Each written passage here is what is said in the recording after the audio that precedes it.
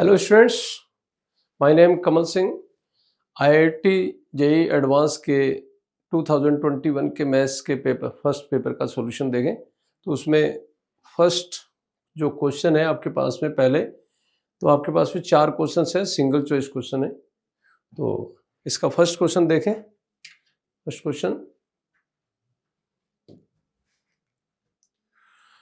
Late F X be a continuously differentiable function. F X क्या continuous function है in interval 0 to infinity. तो ये इसका domain दे रखा है f1 is equal to 2 and limit t tends to x। x यहाँ पे जैसे यहाँ पे लिमिट क्या है, t वेरिएबल है, t tends to x t raise पर 10 F X minus X raise पर 10 F of t upon t raise पर 9 माइनस एक्स रेज पर 9 is equal to 1 for each x greater than 0। Then for all x greater than 0 F X is equal to, तो फिर F X बताना भी किसके equal रहेगा when x is greater than 0। तो अपने पास में देखो ये लिमिट अगर अपने देखें थोड़ा सा किस फॉर्म में, जब इसमें मैं लिमिट लगाऊंगा तो यहाँ पे भी x हो जाएगा, यहाँ पे भी x हो जाएगा, ये 0.0 फॉर्म बन रही है। ओके, तो इसमें अपने l'Hopital रूल का यूज करेंगे, तो न्यूमरेटर और डिनोमिनेटर का डिफरेंशिएशन करेंगे। तो क्या होता है देखो, limit t tends to x, इसमें देखो इसका डिफरेंशिएशन, तो t यहाँ पे वेरिएबल है, तो 10 t रेज पर 9 f ऑफ x, इधर आपके पास में x रेज पर 10 f of dash t, f dash t आएगा, नीचे आपके पास में 9 t रेज पर 8, this is equal to 1। Okay, अब इसमें देखो, अब आप इसमें लिमिट लगा रहे हैं तो ये आपके पास में यहाँ पे t की जगह x रखेंगे तो ये आपके पास में 0.0 फॉर्म नहीं बन रहा। तो यहाँ पे क्या है, 10 x रेज पर 9 f ऑफ x माइनस यहाँ पे क्या आ रहा है, x रेज पर 10 f dash of x upon 9 x raise पर 8 इज इक्वल टू 1। तो ये एक डिफरेंशियल इक्वेशन के फॉर्म में आ रहा है आपके पास में। तो इसको आगे थोड़ा और, इसको देखो मैं y लिख लेता हूँ, इसको dy अपॉन dx लिख देता हूँ। 10 x रेज पर 9 ये y और x रेज पर 10 dy अपॉन dx और इधर 9 x रेज पर 8। ओके, तो अब इसको देखो अपने इस फॉर्म में लिखेंगे, यहाँ पे dy x रेज पर 10 dy अपॉन dx, इसको उधर ले जाते हैं, ठीक है, और माइनस का 10 x रेज पर 9 y and minus 9 x raise पर 8। तो यहां से x रेज पर 10 से इसे डिवाइड करेंगे तो क्या आ रहा है, dy upon dx we have minus, तो ये हो गया 10 y अपॉन x और इधर माइनस 9 x रेज पर यहाँ पे 8 है अपॉन x रेज पर 10, तो ये x square 1 upon x square हो गया, ठीक है। तो यहां से अब आपके पास में देखो ये लीनियर डिफरेंशियल इक्वेशन बन गई। तो इसका इंटीग्रेटिंग फैक्टर क्या आ रहा है आपके पास में, आई अब क्या आ रहा है देखो, यहां से e रेज पर माइनस 10 इंटू इसका इंटीग्रेशन, तो ये लॉग ऑफ क्या आ गया, 1 अपॉन एक्स रेज पर 10 आ गया। ओके, तो ये आपके पास में इसका इंटीग्रेटिंग फैक्टर आ गया। तो फाइनली ये आपके पास में देखो dy अपॉन dx, तो इसका जो सॉल्यूशन है वो किस टाइप का बनेगा, तो इसका सॉल्यूशन आपके पास में y 1 अपॉन एक्स रेज पर 10, ठीक है, और इधर आपके पास में माइनस, तो ये एक्स रेज पर क्या आ जाएगा, 1 अपॉन एक्स रेज पर 2 आ जाएगा, ये मल्टीप्लाई होगा तो क्या आएगा देखें, minus 9 dx upon X raise पर 12, ओके, प्लस c। तो इसका इंटीग्रेशन अब आपके पास में क्या हुआ, y अपॉन एक्स रेज पर 10 माइनस 9, ये बनेगा आपके पास में, तो माइनस 12 अपॉन क्या आएगा, 1 अपॉन माइनस 12 प्लस 1, तो माइनस 11 हो जाएगा, वो प्लस का 11 बनेगा यहाँ पे, और x रेज पर 11 प्लस c, तो ये कैंसिल हो जाएगा, ठीक है। अब अपने को देखो यहाँ पे वैल्यू क्या दे रखी है, F of 1 is equal to 2 दे रखा है, एफ ओ 1 भी है इक्वल टू 2, तो उसमें देखो when x is equal to 1 y is equal to 2, तो यहाँ पे 2 this we have 9/11 plus C, तो ये आपके पास में 9 तो 12/11, तो 12/11 आ रहा है आपके पास में। सी की वैल्यू क्या आ रही है 12/11, तो वो इसमें रखेंगे। तो ये किस फॉर्म में बन गया, y/x⁻10, तो 9/11 प्लस 12/11। अब इसका एलसीएम ले लेते हैं, y=9/11x प्लस 12/11x⁻10। तो इसमें देखो, अब इसका ऑप्शन देखते हैं कौन सा मैच कर रहा है इसमें। तो 9 यहाँ पे आपके पास में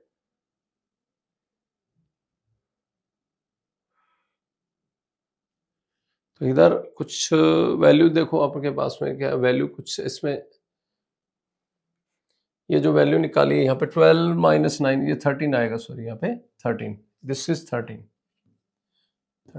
ओके। सो देखो कौन सा मैच कर रहा है यहाँ पे। So we have the 9/11x plus 13/11x⁻10, तो सेकंड ऑप्शन आ रहा है, ठीक है। तो सेकंड ऑप्शन। तो नेक्स्ट क्वेश्चन देखें। तो सेकंड क्वेश्चन देखें बेटा। सेकंड क्वेश्चन में क्या है, student appears for a quiz consisting of only true false type questions and answers all the questions. तो क्या है, ट्रू फॉल्स टाइप के क्वेश्चंस के लिए वो अपीयर होता है क्विज कंसिस्टिंग एग्जाम में, तो एंड आंसर ऑल दी, सभी क्वेश्चंस का वो आंसर देता है। फिर वो क्या है, student knows the answers of the some questions and guesses the answer for the remaining. वो कुछ क्वेश्चंस के वो आंसर जानता है, बाकी रिमेनिंग के लिए वो गेस करता है। फिर whenever the student knows the answer of the questions he give the, जब वो आंसर उसका जानता है तो he give the correct answer। अच्छा, assume the probability, फिर आगे दे रखा आपको assume the probability the students giving the correct answer। तो अगर वो गेस करता है तो ठीक है, उसका करेक्ट आंसर देने की प्रोबेबिलिटी आपके पास में क्या है 1/2 है, ओके। फिर आपके पास में also assume that the probability of the answer for a question being guessed, फिर given that the students answer is correct 1/6। तो अगर वो देखो इसमें पहले वो करेक्ट आंसर देता है, ठीक है, करेक्ट आंसर देता है, given that the correct answer, तो उसका गेस करने की जो प्रोबेबिलिटी है तो दैट इज 1/6। तो इसमें आपको गिवन क्या क्या है वो देखते हैं अपने पास में पहले। तो आपके पास में correct answer P, correct answer and guessed, so that is 1/2। फिर आपके पास में इधर दे रखा है दिस वी हैव गेस्ड,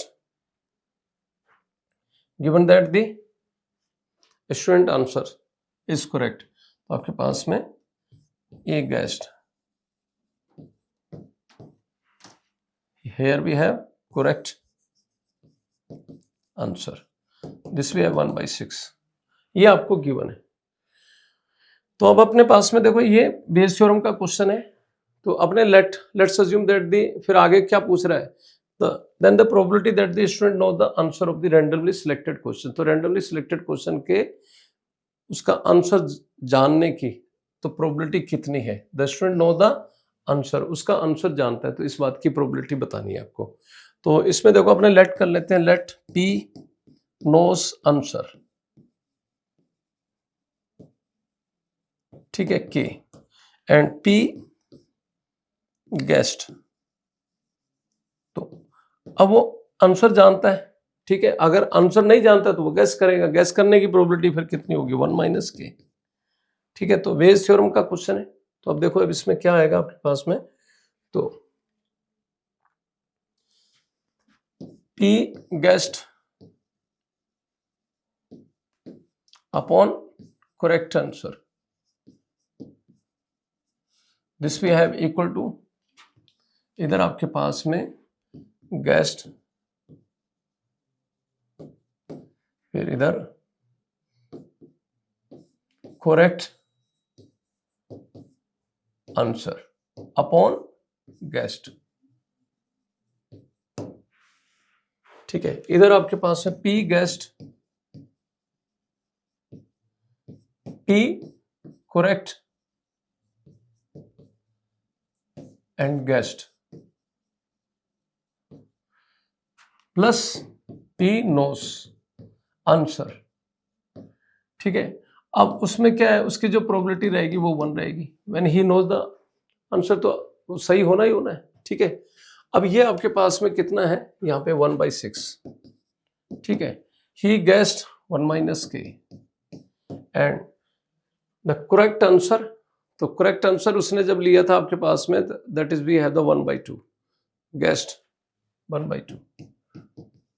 फिर इधर आपके पास में क्या आ रहा है इसमें, तो गेस्ट 1 - k एंड 1/2 प्लस इधर आपके पास में k, इस फॉर्म में आ गया।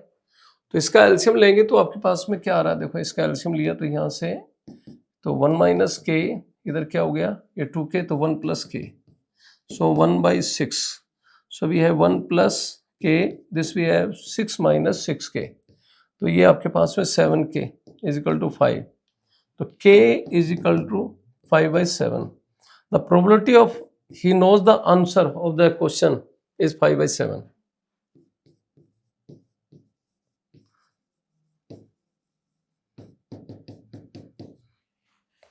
तो आंसर क्या हुआ इसका, 5/7। तो थर्ड क्वेश्चन में आपके पास में ट्रिग्नोमेट्री का क्वेश्चन है। तो x let π/2, x lying in between π/2 π, ठीक है, x belongs to π/2 से be such that the cot x is equal to -5π/√11। तो इसका मतलब x सेकंड क्वाड्रेंट में नेगेटिव है ना। तो आपके पास में ये एक्सप्रेशन दे रखा है, इसकी वैल्यू पूछिए। तो ये sin 11x/2, फिर ब्रैकेट में क्या, sin 6x minus cos 6x plus cos 11x/2 sin 6x plus cos 6x।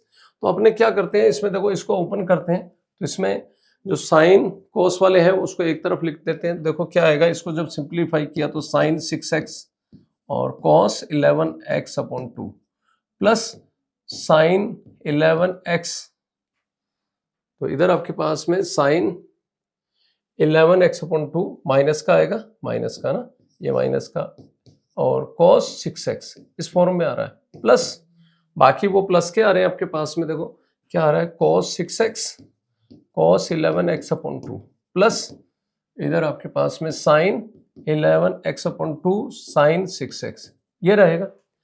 अब ये आपके पास में देखो sin a - b का फार्मूला है, तो sin 6x - 11x/2 इस फॉर्म में आ रहा है, और वो आपके पास में cos 6x - 11x/2, तो ये आपके पास में sin x/2 हो गया प्लस cos x/2, ठीक है। अब अपने पास में x/2 क्या है, आपको ये पता है, this half of this angle will lie in first quadrant, तो मैं इसको कोसाइन के फॉर्म में लिख देता हूं, देखो अंडर में 1 - cos x/2, इधर प्लस अंडर में 1 + cos x/2। अब x आपको पता है सेकंड क्वाड्रेंट में, तो cos x will B negative, तो cos x नेगेटिव होगा तो बेटा आपके पास में देखो यहां से ट्रायंगल से देख लेते हैं अपने, दिस इज 5√11, ठीक है। तो ये आपके पास में 25 और ये 36, ये 6 बन गया। तो cos को आपको नेगेटिव लेना है, तो cos x will be equal to we have here -5/6, तो -5/6 इसमें रखोगे तो क्या आ रहा है आपके पास में, देखो तो ये 1, तो ये बन गया आपके पास में 1 + 5/6/2, और वो वाला उधर क्या आ जाएगा आपके पास में 1 - 5/6/2, तो ये √11, तो क्या आ रहा है √11 + 1 अपॉन में क्या आ रहा है 12 आ रहा है, तो 12 में आ रहा है, तो इसका मतलब 2√3, तो which option is correct we have here, तो बी ऑप्शन। तो answer to this question we have B option. Next question देखें, फोर्थ क्वेश्चन देखो यहाँ पे क्या, consider the ellipse x² / 9 + y² / 4 = 1, let S P Q be a point in the first quadrant. तो एक point है first quadrant में, ठीक है, such that the p² / 9 + q² / 4 is greater than 1। तो two tangents are drawn from point S to the ellipse, दो tangent draw किए गए, ठीक है, from point S of which one meets the ellipse at the one end of the minor axis, तो ellipse के one minor axis के one end पे meet कर रहा है, ठीक है, एंड अदर मीट कर रहा है किसको, इलिप्स को, at point T in fourth quadrant में। R बी द क्या vertex of the ellipse, R क्या है वर्टेक्स है किसका, इलिप्स का, ठीक है, with positive X coordinate. O be the centre of the ellipse, O क्या सेंटर कह रहा है आपको। Area of the triangle O R T is be have the 3/2। So then which of the following is correct, आपको ये बताना है कि which of the following is correct. तो एक्चुअल में देखो आपके पास में ये कंडीशन भी आपको सेटिस्फाइड करानी है। तो tangent drawn from point S to the ellipse, so one meets the one end of the minor axis, तो point S lies in the first quadrant, point S जो है फर्स्ट क्वाड्रेंट में lie कर रहा है। And another tangent touches the ellipse in fourth quadrant at point T. तो देखो अपने डायग्राम देखें थोड़ा सा इसको ना, ये आपका इलिप्स हो गया, ठीक है, whose center is O and one end of the major axis we have the R। अब ये आपके पास में देखो ये पॉइंट एस इधर ले लिया, ठीक है, फर्स्ट क्वाड्रेंट में, फर्स्ट क्वाड्रेंट में। तो one tangent is meets the ellipse at a one end of the minor axis. So now tangent is drawn from point S which meets the another tangent which meets the ellipse at point T in fourth quadrant में ऐसे, ठीक है। अब अपने पास में area of triangle O R T we have equal to 3/2 ये दे रखा है आपके पास में। तो अपने क्या करते हैं, इस पॉइंट टी के कोऑर्डिनेट लेट कर लेते हैं। तो इलिप्स के आपके पास में x² + 9 + y² = 4 = 1। टी के कोऑर्डिनेट मैंने क्या लेट किया, 3 cos थीटा 2 sin थीटा, ठीक है। तो टेंजेंट ले लेते हैं इस पॉइंट पे। तो what is the tangent at this point we have the, तो क्या आ रहा है आपके पास में x/3 cos theta and y/2 sin theta = 1, ठीक है। इसके कोऑर्डिनेट आपके पास में क्या है, 3 cos थीटा 2 sin थीटा। अब आपके पास में area of this triangle, base तो इसका क्या हो गया, OR हो गया, हाइट इसकी आपके पास में क्या हो गई, 2 sin थीटा हो गई। सो what is the area of this triangle ORT, this we have the 1/2 OR into its height RT, that is T sin, that is 2 sin theta। तो equal to we have here, this is the 3/2, तो 3/2। तो आपके पास में OR कितना आपके पास में यहाँ पे, तो this is 3, तो 1/2, this is 3, ये आ गया 2 sin theta 3/2, ये कैंसिल हो गया 3/2। सो मॉडुलस ऑफ 2 sin थीटा = 1। अब आपको पता है ये थीटा इसके लिए क्या होगा, एसेंट्रिक एंगल हो गया, that lies in fourth quadrant. तो इसको sin थीटा = आपको नेगेटिव लेना पड़ेगा, -1/2। तो थीटा कितना हो गया आपके पास में, थीटा वी हैव 330 डिग्री, तो 330 डिग्री ऐसा आएगा। अब ये पॉइंट क्या है, one tangent touch the ellipse at the one minor axis, तो one end of the minor axis, ये इसके कोऑर्डिनेट आपके पास में 0,2 है। तो इसके कोऑर्डिनेट क्या हुए आपके पास में, तो P तो इसका, Q तो इसका 2 हो गया ना, ये 2। तो अपने को P फाइंड आउट करना है।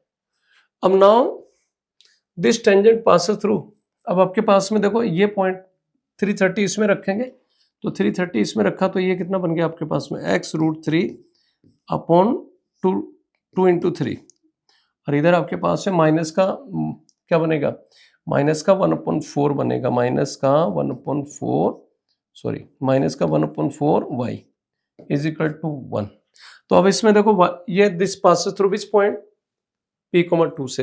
तो अब ये यहाँ रखेंगे, तो P√3/6, तो इधर आपके पास में 2/4 1। तो ये P की वैल्यू आ जाएगी यहाँ से आपके पास में √3/6, दिस वी हैव 2, सो 3/2 ऐसा आ रहा है, ये 3 हो जाएगा, ठीक है। तो यहाँ से अब आपके पास में 3√3, सो P = 3√3। तो P की वैल्यू आपके पास में क्या आ रही है, 3√3, और Q की वैल्यू आपके पास में क्या आ रही है, 2। तो आंसर देखते हैं कौन सा इसमें है। तो here we have fourth question का आंसर है फर्स्ट ऑप्शन, तो Q = 2, P = 3√3। नेक्स्ट क्वेश्चन देखें। अब इसमें आपके पास में 3 क्वेश्चंस है, सो जिसमें उनका आंसर 1 भी हो सकता है, मोर देन 1 भी हो सकता है, ठीक है। फिर इनका मार्किंग पैटर्न आपको दे रखा है भी किस तरीके से, आपको पार्शियल मार्क्स क्या है 3 हैं और फुल मार्क्स इसके 4 हैं, ठीक है। अच्छा, इफ 3 और मोर ऑप्शंस आर करेक्ट, 3 और ज़्यादा करेक्ट है तो आपके पास 2 आर सिलेक्टेड, तो उसमें क्या है, इतना मार्किंग मिलेगा। अगर आपके पास में none of the option is selected, कोई भी ऑप्शन अगर नहीं लिया जाता है तो फिर आपके पास में उसका 0 मार्क्स है। अब नेगेटिव मार्किंग भी है इन ऑल अदर, अगर आप गलत करते हो तो उसको क्या है -2 आएगा। तो नेक्स्ट देखें, क्वेश्चन देखते हैं, फर्स्ट क्वेश्चन देखते हैं इसमें।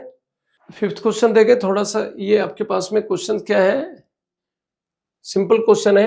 यहाँ पे s क्या दे रखा है, a plus B root two, a set s दे रखा है and A B belongs to z। t1 is -1 plus root 2 whole power n belongs to natural number. t2 we have the 1 plus root 2 whole power n belongs to natural number.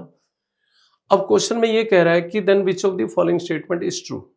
ये अब देखो इसमें आपके पास में z क्या आपके पास में क्या है, इस सेट s में आता है क्या, ठीक है। तो देखो अगर मैं क्या कहता हूं, पहले आपको पता है set s contains the elements of the form of a plus b root 2।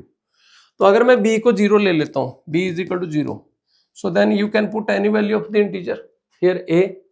तो a आपके पास में जो भी आप इंटीजर रखोगे तो that will be equal to z। तो आपके पास में a यहाँ पे आपके पास में क्या बिलोंग्स टू z है, तो उस केस में आपके पास में z will be the क्या होगा, z will be the subset of s। तो सारा कंप्लीट क्या है उसमें आ जाएगा। अब आपके पास में देखो for any natural number n, तो कोई भी नेचुरल नंबर यहाँ पे रखेंगे t1 में, t1 is the set which consist of what type -1 plus root 2 whole power n इसका है। तो इसमें मैं n की वैल्यू कुछ भी डालूंगा तो ये क्या आएगा आपके पास में, for all n belongs to natural number -1 plus root 2 whole power n, this will be a plus B root 2, इस फॉर्म में आएगा, ठीक है। तो ये वाला एलिमेंट फिर किस में आ रहा है, s में आ रहा है। So all the elements of t1 are contained in s।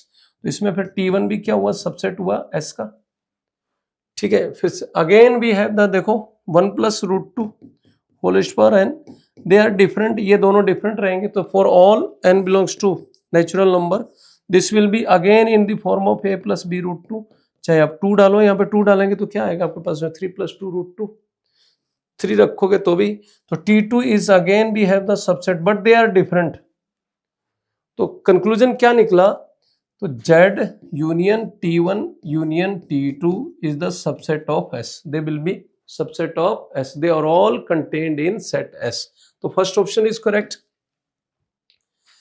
अब इसमें देखें आपके पास में b क्या कह रहा है स्टेटमेंट, t1 इंटरसेक्शन 0 2, मतलब क्या t1 और इस इंटरवल का आपके पास में कहता है कुछ भी कॉमन नहीं है, कहता फाई आ रहा है।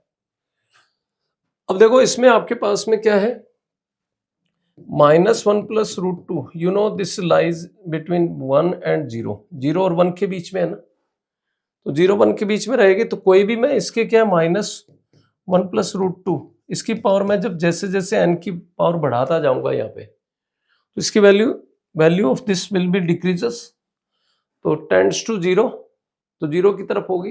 तो क्या इसकी n की वैल्यू ऐसी ले लें, बहुत ज्यादा बड़ी ले लें, तो क्या इसमें नहीं आएगा क्या, that will have the some common part in this interval, कुछ एक एलिमेंट इसमें आ जाएगा। तो इसका मतलब क्या हुआ, तो t1 इंटरसेक्शन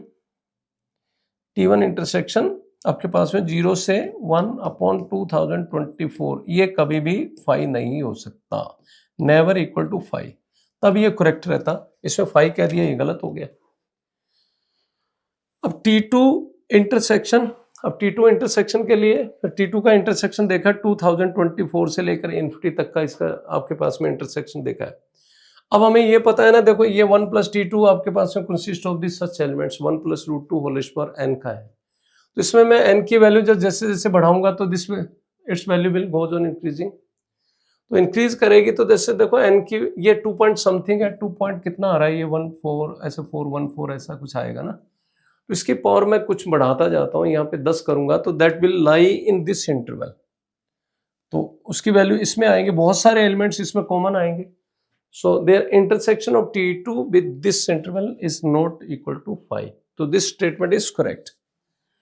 अब आपके पास में देखो for any given integers cos pi plus a plus b root 2 plus iota sin pi a plus b root 2 belongs to z if and only if b is equal to 0 where I is equal to √-1, ऐसा दे रखा है। अब b अगर 0 हो जाए तो this becomes क्या हो जाएगा आपके पास में cos pi a plus iota sin pi a, ऐसा होगा। अब a is integer, a integer है तो for any integral value sine pi, sine 3 pi, sine 4 pi, this will be 0, तो this will be only cos pi, cos pi a। ये आपके पास में क्या हो सकता है, 1 और -1 हो सकता है, दिस बिलोंग्स टू इंटीजर, तो आपके पास में इंटीजर्स आएगा, ठीक है। So this statement is true. तो what are the answer this question, A C D. Next question देखें। अब यहां पे देखो आपके पास में let R square denote the R, तो this is the Cartesian product है of R cross R and S is equal to A B C. S आपके पास में क्या consist of the such elements, each element consist the 3 elements, तो triplets का है आपके पास में, a B c belongs to R, a x square plus 2b x plus c y square is greater than 0 for all x y belongs to आपके पास में, for all x y belongs to R square 0 0, यानी x Y 0 नहीं है आपके पास में यहाँ पे, ठीक है। और ए बी सी आपके पास में रियल नंबर्स है, तो यहाँ पे a B c belongs to R, real numbers के लिए आपके पास में क्या रहता है ये। अब इसमें क्वेश्चन में देखो आपके पास में this is always greater than 0 कह रहा है, तो x y not equal to 0 कह रहा है, तो इसका मतलब क्या है, जैसे क्वाड्रेटिक इक्वेशन में जैसे अपने करते हैं, तो अपने पास में क्वाड्रेटिक इक्वेशन में this you require always greater than 0, तो इसका जो डी है ना, इसका डिस्क्रिमिनेंट क्या होना चाहिए, लेस देन 0 होना चाहिए। तो इसका डिस्क्रिमिनेंट क्या आता है आपके पास से, 4b स्क्वायर माइनस 4ac। इसको देखो आप X square upon Y square, X upon Y में क्वाड्रेटिक बना लो, its value you have the always greater than 0, तो इसका a एक तो आपके पास में ग्रेटर देन 0 रहेगा, ठीक है, a will be greater than 0। और अगर मैं इसको y अपॉन एक्स में बनाता हूं तो भी आपके पास में c क्या होगा, ग्रेटर देन 0 रहेगा, बोथ आर पॉजिटिव। तो यहां से आपके पास में देखो क्या आ रहा है, तो this is less than 0, so b square ac is less than 0। अब अपने पास में देखो यहां पे मैं इसको दोनों पैटर्न में X square upon Y square या Y square upon X square में, क्योंकि एक्स और वाई 0 नहीं है, तो दोनों कंडीशंस में आपके पास में ए और सी क्या रहेंगे, पॉजिटिव रहेंगे।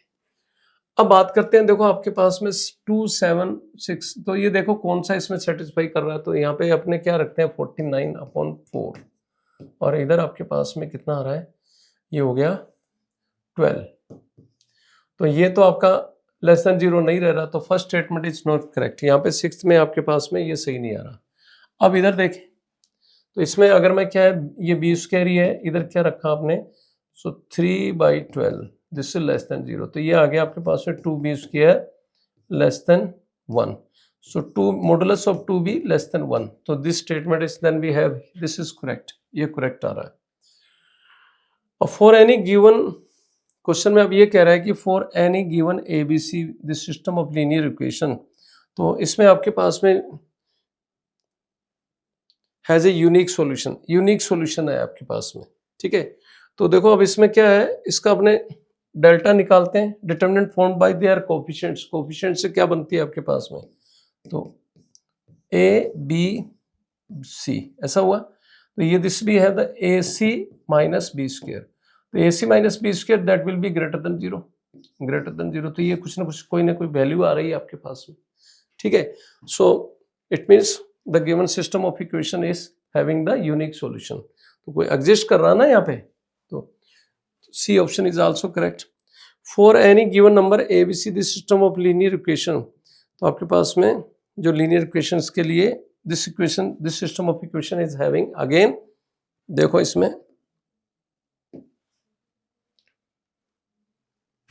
हैज ए यूनिक सॉल्यूशन, तो इसमें अपने देखते हैं डेल्टा क्या आ रहा है आपके पास में, देखो यहाँ पे a+1 एंड c+1, सॉरी यहाँ पे b है, b इधर b c+1, तो इसमें इसकी डिटरमिनेंट वैल्यू क्या आ रही है, देखो ac plus a plus c plus 1, और इधर से माइनस का b square, ac minus b square भी है पॉजिटिव, ये पॉजिटिव है, और a और c पहले से पॉजिटिव है, this is also greater than 0, so then this system of equation has also unique solution. तो ऑप्शन क्या क्या हो गए आपके पास है, बी सी डी। ओके, तो नेक्स्ट क्वेश्चन देखें।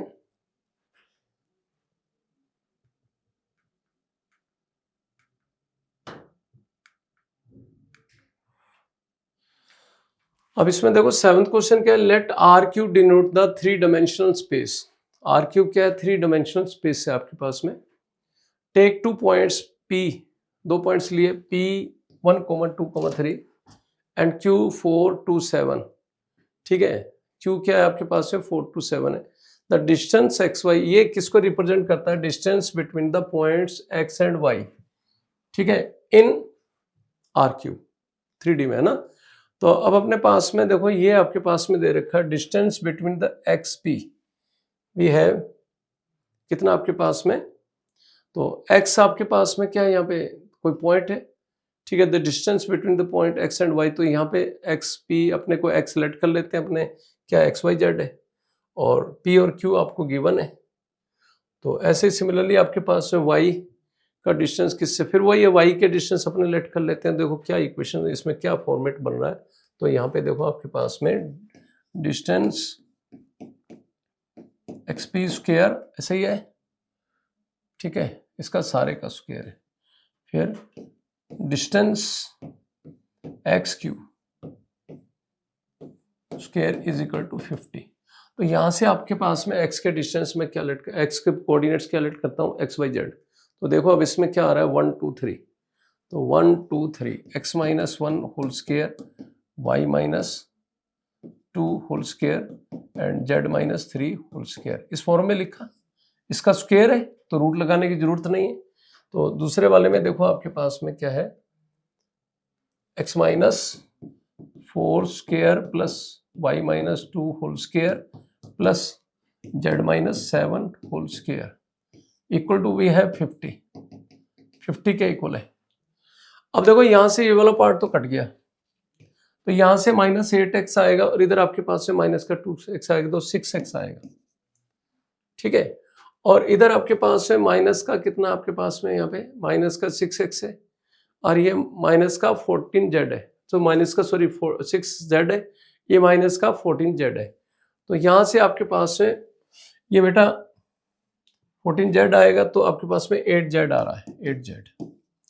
अब इधर कांस्टेंट क्या क्या आ रहा है आपके पास में, 9 और 10, और यहाँ से आपके पास में 16 एंड 49, दैट इज 65 आ रहा ना, 65, और इधर से आपके पास में कितना हुआ, तो ये 115 और 10, तो 105, तो माइनस का 105 आ गया इक्वल टू 0। तो सिमिलरली आपके पास में उसमें क्या है डिस्टेंस, तो फिर उसमें लिखा उसने वाई क्यू पहले लिख दिया, इसका स्क्वायर है, और ये आपके पास में distance of y P whole square equal to, again we have, देखते हैं क्या है, 50 है, तो 50 दे रखा है। तो इसमें देखो ये वाला पार्ट क्या आपके पास से पहले आ जाएगा, ये बाद में आ जाएगा। सेम वही है, आपने y के coordinate x y z let कर लिए, तो इसमें देखो मैं क्या करता हूँ, यहाँ पे ये तो वाला इसको माइनस कर देता हूँ, इसको प्लस कर देता हूँ। ठीक है, तो इधर आपके पास में क्या आ जाएगा, माइनस का 8x, और इधर का वो आपके पास है प्लस का 8x आएगा, माइनस का 2x, तो 6x। ठीक है, तो इधर से माइनस का 8x आएगा ना, माइनस का 8x आएगा, तो ये प्लस का 1 है यहाँ पे, माइनस का 8x, और ये आपके पास है माइनस का, ये प्लस का 2x आ जाएगा, माइनस का 6x आ गया। तो सिमिलरली यहाँ पे माइनस का 14z आएगा, माइनस का 14z, और ये आपके पास में प्लस का 6z आएगा, तो ये आपके पास में माइनस का 8z आ गया। और इधर आपके पास में देखो अब ये 65 है, तो 65 है, तो और वो उधर आपके पास में कितना था 9, तो ये आपके पास में इधर का प्लस का 5 आएगा, तो यहाँ से आपके पास में 6x, और ये बन गया plus 8z minus 5 equal to 0, इस फॉर्म में आ गया। अब ये दोनों प्लेन क्या पैरेलल आ गए आपके पास में, दीज आर द तो पैरेलल प्लेन्स, ऐसे पैरेलल प्लेन्स हो गए। ठीक है, अब इन दोनों पैरेलल के प्लेन्स के बीच में डिस्टेंस, तो डिस्टेंस बिटवीन पैरेलल प्लेन्स क्या आता है, पैरेलल प्लेन्स के बीच में इनके डिस्टेंस कितना है, difference of the constant term, तो कांस्टेंट टर्म का डिफरेंस कितना आ रहा है 100 अपॉन क्या आ रहा है आपके पास में sum of the squares of the coefficient of x and z that is, तो उसका अंडर रूट में आएगा ना, वो 10 आ रहा है। तो दिस वी हैव यहाँ पे आपके पास में, तो डिफरेंस आपके पास में कितना था यहाँ पे, तो 10, ये आपके पास में इधर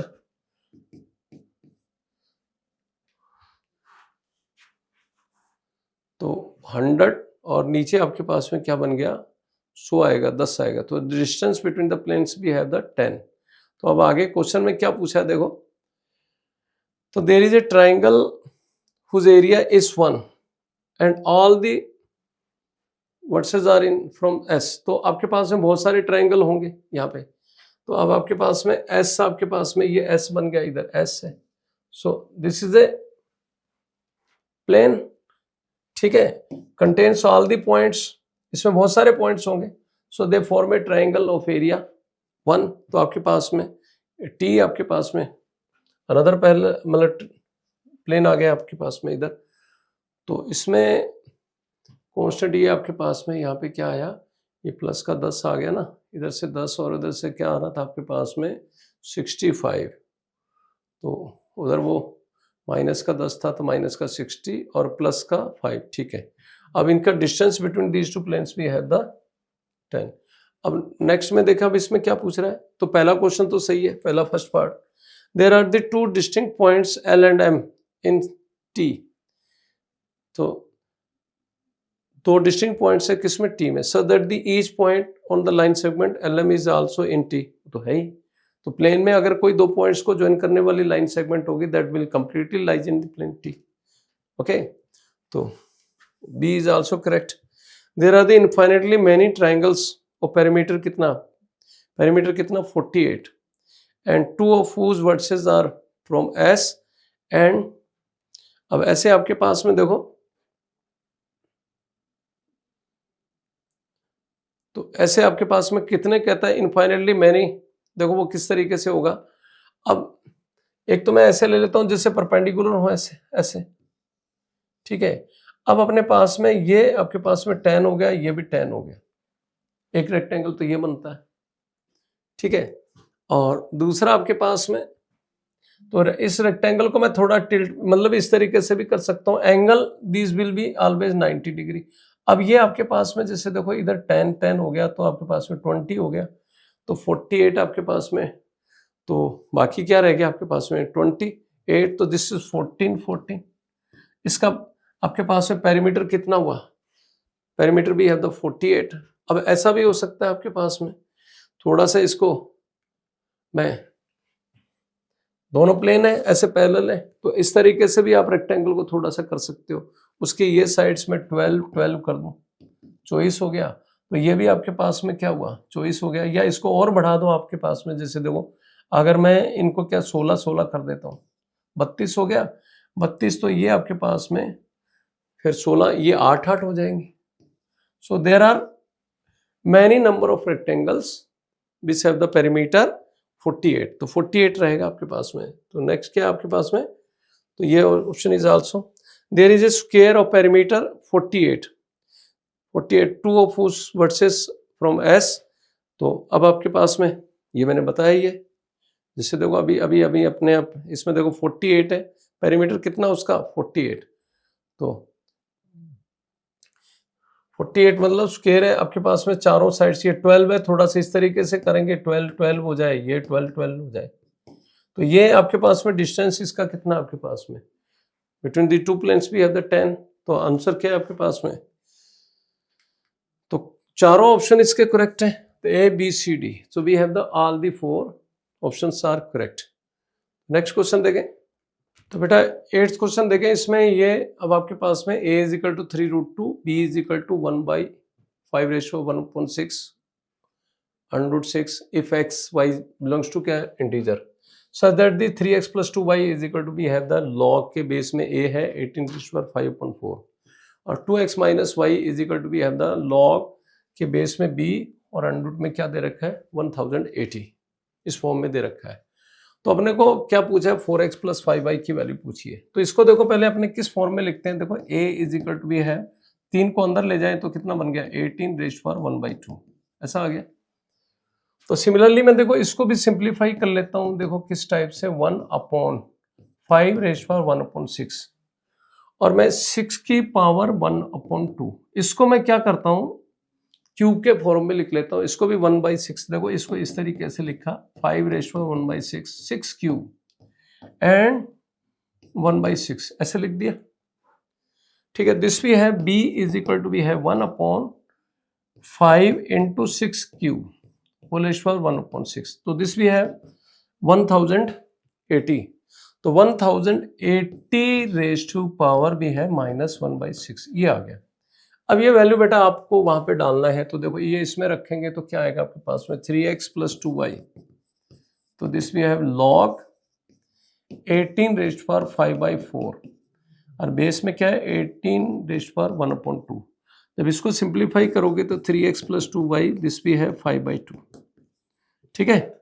और इधर आपके पास में 2x - y दिस भी है log 1080 रेज पावर 1/2 और इधर आपके पास में 1080 रेज पावर -1/6 ऐसा आ रहा है।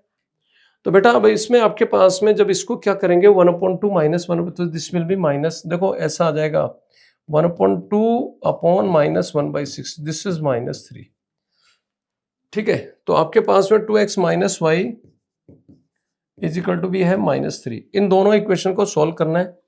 तो आप क्या करेंगे, देखो इसको 2 से मल्टीप्लाई कर लें तो ये आ गया आपके पास में 6x + 4y is equal to 5, इसको 2 से मल्टीप्लाई किया तो 4x - 2y, 4 से मल्टीप्लाई करोगे तो 8x आएगा, इधर क्या आएगा 4y, ये माइनस का 12।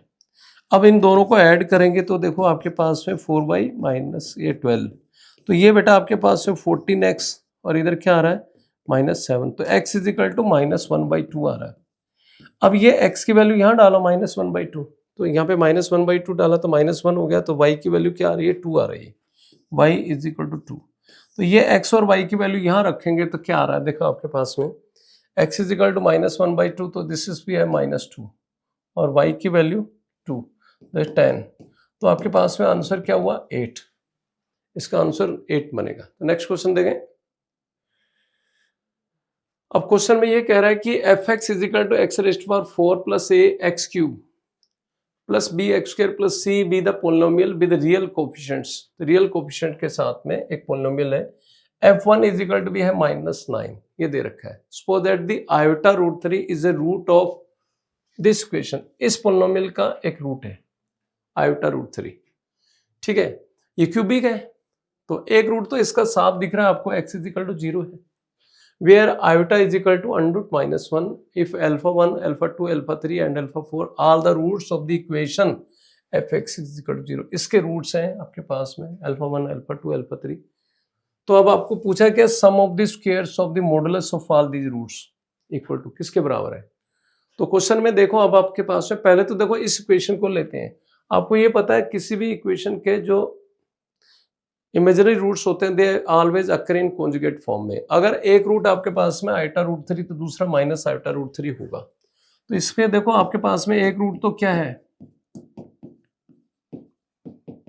0 है, one root is 0, x is equal to 0, so this is a quadratic, its roots are we have, आपके पास में कैसे रूट्स होंगे प्लस माइनस आयोटा √3।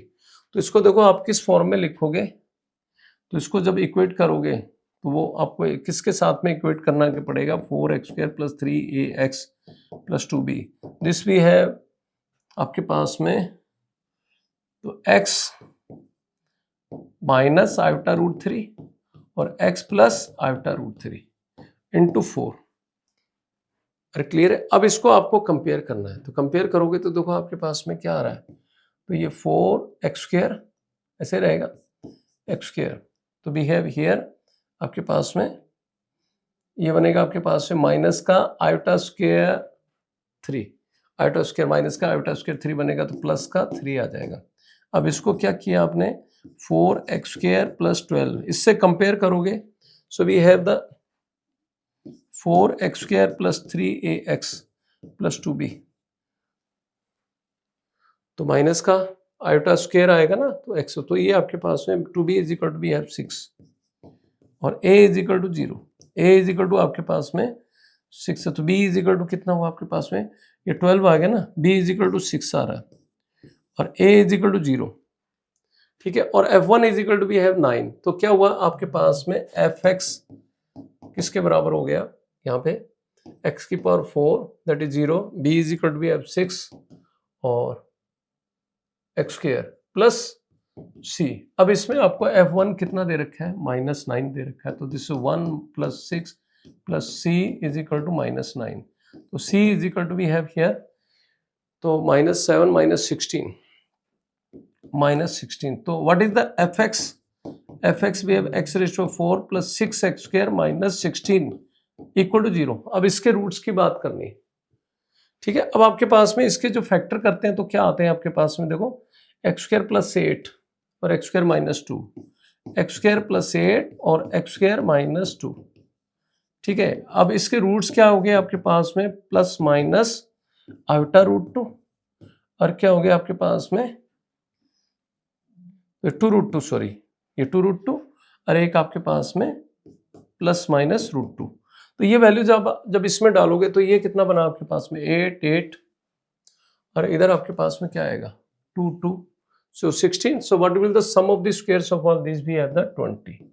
यहाँ पे 8 हो जाएगा, इधर भी 8 इधर क्या होगा 4 2 तो नेक्स्ट क्वेश्चन देखें, 10th क्वेश्चन देखें। 10th क्वेश्चन में क्या है, let S is the set of the such matrices, ऐसे मैट्रिसेस का एक सेट है, तो ABCDE, तो जो इसके एलिमेंट्स हैं they all the entries belongs to 0 1, तो या तो 0 होगा या 1 होगा सभी एंट्रीज का, and determinant value of A belongs to -1 1, तो इसके डिटरमिनेंट वैल्यू उस मैट्रिक्स से डिटरमिनेंट वैल्यू हमेशा -1 या 1 आएगा। तो this determinates the determinant of A, then number of elements in S, तो आपके पास में ऐसे कितने मैट्रिसेस है तो सेट S में, ठीक है, हुज डिटरमिनेंट वैल्यू इज -1 1 और उसकी सभी एंट्रीज या तो 0 है या 1 है, ठीक है। तो देखो पहले अपने यहाँ पे मैट्रिक्स A लेते हैं, तो इसके डिटरमिनेंट वैल्यू देखते हैं, इसकी डिटरमिनेंट वैल्यू, तो determinant value we have here 1e - d, ठीक है, ये माइनस का आएगा यहाँ पे, प्लस फिर आपके पास में c b - a, अब ये d - c और c b - a। अब अपने पास में ये तो पता है कि इसकी वैल्यू जो आपको क्या चाहिए, या तो 1 या -1 चाहिए, तो इसमें इस तरीके से हो सकता है, यहाँ पे देखो ये 1, देखो ये 0 हो जाए, ये 1 हो जाए, ठीक है, ये -1 हो जाए, ये 0 हो जाए, तो इस तरीके से क्या क्या पॉसिबिलिटी अपने को वो केसेस देखो, ये 1 हो जाए, ये 0, ये 0, ये 1 हो जाए, ये -1 हो जाए, ये 0, ये 0 -1 ऐसे हो जाए, तो क्या क्या पॉसिबिलिटी है अपने को ये देखना है। अगर अपने इसको देखो, पहले केस फर्स्ट लेते हैं, केस फर्स्ट d - c = 1 और -1, तो 1 और -1 हो तो उसके कोरस्पॉन्डिंग आपको क्या है, अब ये 1 और -1 हो गया तो इसको क्या होना पड़ेगा, 0 होना पड़ेगा, तो 0 होना पड़ेगा, तो देखो इसके लिए आपके पास में b - a = 0, तो ये 0 कहाँ कहाँ पॉसिबल है, तो देखो अगर c 0 हो जाए, ठीक है, c 0 हो जाए तो b - a आपके पास में क्या क्या हो सकता है, या तो 1 होगा या -1 होगा, ठीक है। अगर मैं ये कहता हूँ 1 और -1, तो इसमें आपके पास में ये 1 हो जाए या -1 हो जाए, तो कितने बेसिस हो सकता है आपके पास में, तो जैसे देखो ये 1 हो जाए, ये 0 हो जाए, ये 0 हो जाए, ये 1 हो जाए, तो क्या है इसमें 1, दिस इज 1 और -1, ये 2 वे से आ गया, ठीक है। अब अपने पास में c अगर 1 हो जाए तो b - a क्या होगा आपके पास में 0, तो b - a आपके पास में 0 हो जाए, तो ये पॉसिबिलिटी देखते हैं ना, तो c अगर 1 हो जाता है तो b - a आपके पास में क्या है 0 आता है, तो ये 0 कितने तरीके से, दोनों 1 1 या दोनों -1 -1, मतलब ये 1 1 या 0 0, तो ऐसे ही होगा ना। तो देखो -1 -1 तो हो नहीं सकते आपके पास में ये दोनों, तो 1 1, ठीक है, तो ऐसे रहेगा, या 0 0, तो 2 बेस से आएगा ये भी अगेन, तो आपके पास में 2 बेस। अब आपके पास में c भी 0 हो जाए और ये भी 0 हो जाए, c 0 तो b माइनस ए 0, ये भी 0 हो जाए। तो ये कंडीशन में आपके पास में क्या आएगा, जब c भी 0 है ये भी 0 है, तो ये आपके पास में कितना रहेगा, ये दोनों। तो इस कंडीशंस में देखो ये 1 1 माइनस 1, मतलब ये 1 1 हो जाए या 0 0 हो जाए, तो माइनस 1 तो हो नहीं सकता क्योंकि एंट्रीज आपके पास में 0 1 है। ठीक है, तो ये दोनों आपके पास में क्या है, 1 1 या 0 0। ठीक है, तो आपके पास में दो केसेस है, 2 वेज। अब एक केस के कॉरस्पॉन्डिंग अगर 1 है तो आपके पास में 6 केसेस बनेंगे, अगर ये -1 है तो 6 केसेस बनेंगे। तो आपके पास में यहाँ पे टोटल केसेस कितने आए, टोटल केसेस हियर भी है तो 2 इंटू यहाँ पे 2 + 2 + 2, तो ये आपके पास में 12। इस केस में 12 आपके पास में मैट्रिसेस ए मिलेंगी जिनकी डिटरमिनेंट वैल्यू क्या आएगी आपके पास में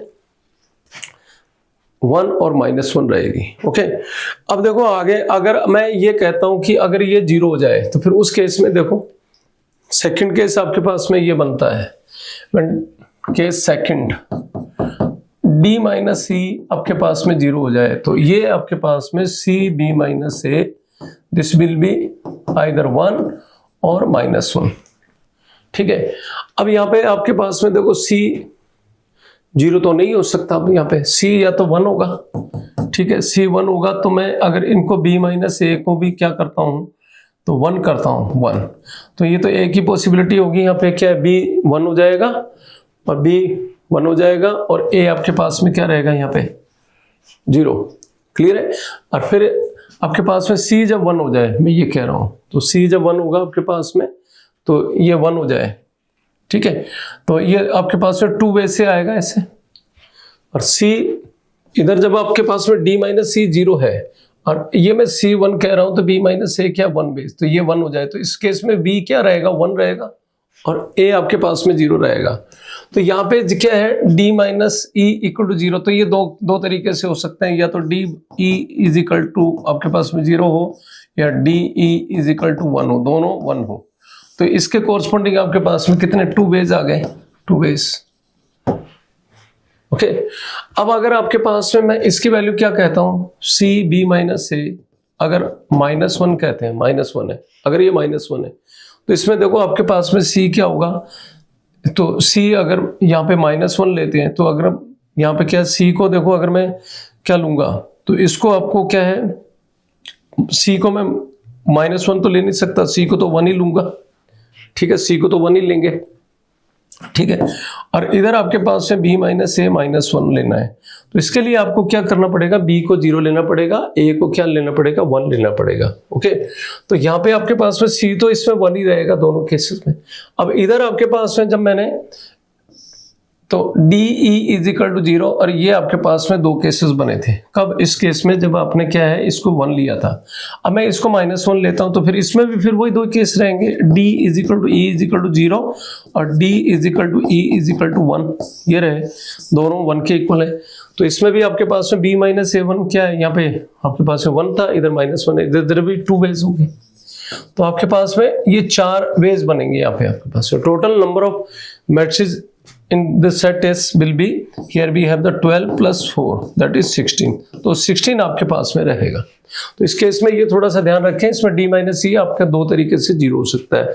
तो जब ये 1 है, c इज इक्वल टू 1 है, b minus a is equal to 1 है, तो इसके कॉरस्पॉन्डिंग 2 केसेस बनेंगे। फिर ऐसे ही आपके पास में यहाँ पे क्या b माइनस ए जब -1 है, जब इसकी वैल्यू आप -1 लेते हो।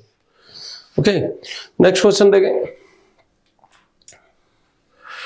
अब एक group of the 9 students S1, S2, S3, S9 is to be divided to form the 3 teams X, Y and Z of the sizes 2, 3 and 4। आपको क्या है 9 स्टूडेंट्स की, जो 9 स्टूडेंट्स है उनको 3 टीम में डिवाइड करना है। तो 3 टीम्स क्या है X, Y, Z है। ठीक है, उनमें उनके जो पहले X में कितने स्टूडेंट्स है 2 और Y में कितने 3 है और Z में 4 है। Suppose that the S1 cannot be selected for team X, तो S1 स्टूडेंट है वो क्या X में नहीं आता, टीम X में नहीं आता, और S2 cannot be selected for the team Y, और S2 आपके पास में टीम Y में सिलेक्ट नहीं होता। तो आपके पास में number of ways to form the such team. तो पहले अपने पास में total number of ways to form the teams X, Y, Z वो निकाल लेते हैं। तो वो आपके पास में कितना आएगा, factorial 9 factorial 9 upon factorial 2 factorial 3 factorial 4। अब ये आपके पास में टोटल नंबर ऑफ वेज आते हैं। अभी आंसर क्या रहेगा इसका, ठीक है। इसमें से देखो अब आपके पास में ये जो total number of veg forming the teams है, इनमें वो वेज भी आ गए, वो केसेस भी आ गए जिसमें S1 क्या है x में जाता है और S2 किस में चला जाता है, आपके पास में y में चला जाता है। तो वो केसेस अपने देखते हैं, उनको क्या इसमें से सब्ट्रैक्ट कर देते हैं। तो आपके पास है when S1 goes into x, तो आपके पास में 8 स्टूडेंट्स रह गए। तो 8 स्टूडेंट्स, पहले में आपको क्या है x में तो 1 ही डालना है ना, तो फैक्टोरियल 8 अपॉन यहाँ पे आपके पास में कितना हुआ फैक्टोरियल 1, और उसमें तो आपके पास में 3 और 4 जाएंगे। क्लियर है। अब आपके पास में अगर मैं कहता हूं S2 किस में चला जाए, टीम Y में चला जाए, ठीक है, टीम Y में चला जाए, तो अब आपके पास में टीम Y में क्या S2 चला गया, वो केसेस भी आपको नहीं चाहिए। उसमें फिर आपके पास में Y में आपको 2 और स्टूडेंट्स डाल लें, तो उसका क्या आएगा फिर आपके पास में फैक्टोरियल 8 अपॉन फैक्टोरियल 2, x में तो 2 ही जा रहे हैं ना, ठीक है। फिर आपके पास में वहां पे क्या आएगा फैक्टोरियल 2 फैक्टोरियल 4। अब इनमें देखो इस केस में इसमें वो केसेस भी आ गए, जबकि आपके पास में जब इसमें आपने डिवाइड किया यहाँ पे फैक्टोरियल 8 अपॉन फैक्टोरियल 1, इसमें वो केसेस भी आ गए जब S2 क्या है y में चला जाता है, और इसमें भी वो केसेस आ गए जब S1 क्या है किस में चला जाता है, x में चला जाता है। तो दोनों केसेस क्या है इसमें इंक्लूडेड हुए, तो अपने को एक बार क्या सब्ट्रैक्ट करना पड़ेगा, वो इसमें लेना तो आपको एक बार ही है ना, तो 2 बार ले लिया, इसमें 2 बार काउंट हुआ है। तो आपके पास में उन दोनों को किस में डाल दिया आपने, S1 को x में डाल दिया, S2 को y में डाल दिया, तो वो पहले से ही है। तो आपके पास में फैक्टोरियल 7 अपॉन, और अब आपको 1 और उसमें आपको फैक्टोरियल 2, और Z में तो आपके पास में 4 ही आ रहे हैं, उसमें कोई कंडीशन नहीं है। तो जब आप इसको सॉल्व करोगे यू विल हैव, तो after simplification answer to this question you will get 665। तो ये आपके पास में total number of ways dividing the 9 students into 3 teams so that the x contains the 2 y, तो ये कंडीशन ऐसी दे रखी है, and Z contains the 4 students and S1 does not go to the x and S2 can not be selected for the team y। तो ये total number of ways आ जाएंगे आपके पास में 665। तो नेक्स्ट क्वेश्चन देखें।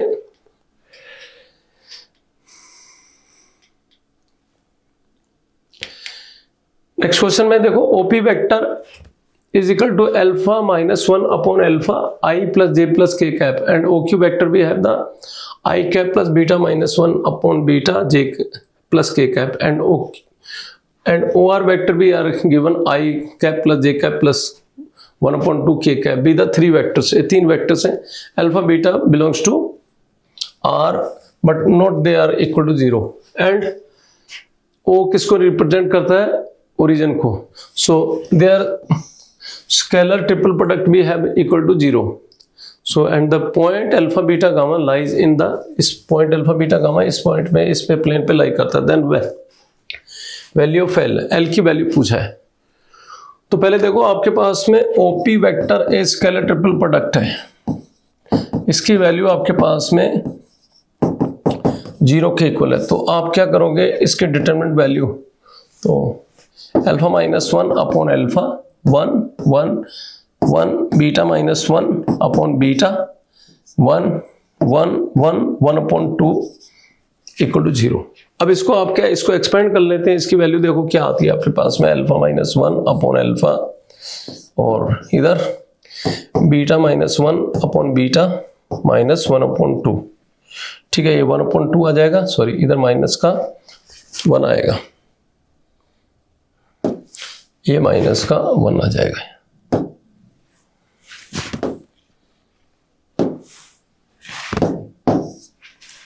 ठीक है, तो यहां पे अब इधर आपके पास में माइनस 1 अपॉन 2 माइनस 1, ठीक है, प्लस अब इधर 1 minus beta minus 1 upon beta equal to 0, ये हो गया।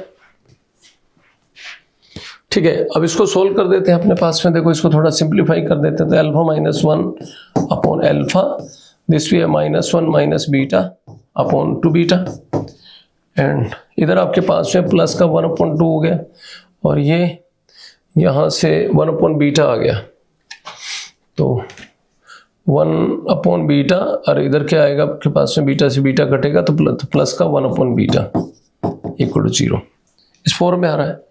इसको थोड़ा सिंप्लीफाई करते हैं, तो इधर ये आपके पास में, इसको उधर ले जाते हैं, देखते हैं ये माइनस का है तो इसको उस तरफ ले जाते हैं, 1/2 plus 1 beta, so this we have alpha -1 and 1 plus beta upon 2 alpha beta. ठीक है, अब यहां से आपके पास में इसका एलसीएम लेते हैं, तो क्या आ रहा है आपके पास में एलसीएम लेने पे, ये 1 तो बीटा प्लस 2, तो बीटा प्लस 2। ठीक है, तो देखो आगे नेक्स्ट पेज पे देखते हैं अपने,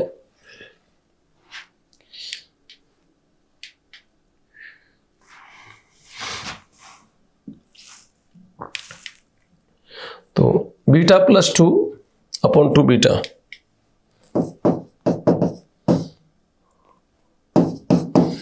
ठीक है, और इधर आपके पास में अल्फा -1